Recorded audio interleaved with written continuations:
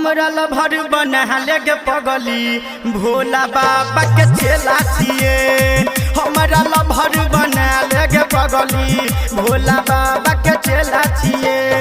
मन ले बात गोरी बहिनी चलो भर लौट के जब तोरा जहान के देव घर। मन ले बात गोरी बहिनी चलो भर लौट के जब तोरा जहान के देव घर। सबसे हम आला बेला छिए।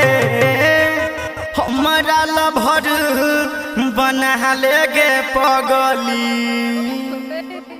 हमरा लभर बना लेगे पगली भोला बाबा के चेला छिए। हमरा लभर बना लेगे पगली भोला बाबा के चेला छिए।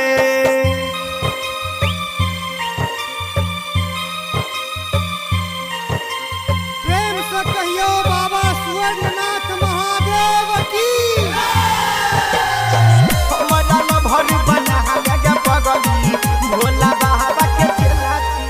तोही कर विश्वास जोड़ी रहते झकास। तोही कर विश्वास जोड़ी रहते झकास। ठीक रहते बहुत बढ़िया हेतै शिव जी के दया है गजुर तई काया जब बन भी हमर रनिया। बाबा धाम के दर्शन करेबो भोला बाबा के मेला घुमेबो। बाबा धाम के दर्शन करेबो भोले बाबा के मेला घुमेबो। लड़का हम हटेला छिए। हमरा लभर बना लेगे पगली हमरा लभर बना लेगे पगली भोला बाबा के चेला छिए। हमरा लभर बना लेगे पगली भोला बाबा के चेला छिए।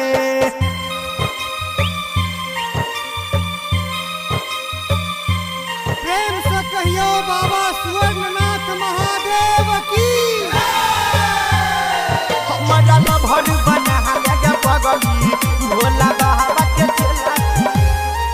महाकाल के पुजेरी छेतु बड़का गजेरी।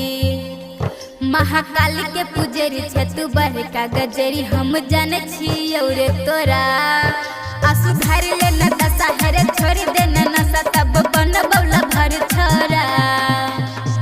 अगर हमर जवान भी तुला भर लेके जब तोरा जहान के देव घर।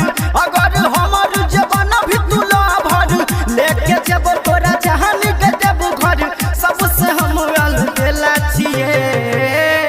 हमरा लभर बना लेगे पगली हमरा लभर बना लेगे पगली भोला बाबा के चेला छिए। हमरा लभर बना लेगे पगली भोला बाबा के चेला छिए।